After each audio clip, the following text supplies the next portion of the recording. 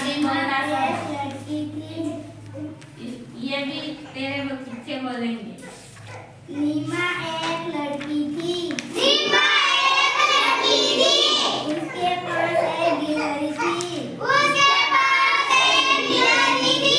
नीमा एक लड़की थी। नीमा एक लड़की थी। उसके पास गिलहरी थी।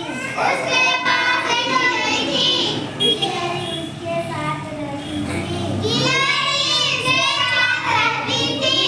एक दिन नीमा बीमार पड़ गई। एक दिन नीमा बीमार पड़ गई। गिलहरी उसके साथ रहती थी। गिलहरी उसके साथ रहती थी।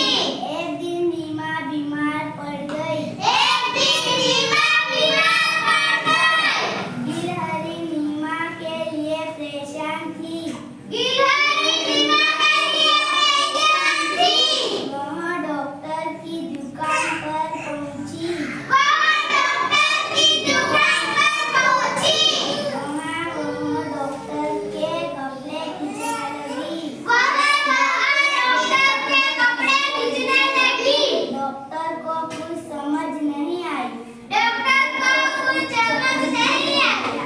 लेकिन वह उसके पीछे चल लिया।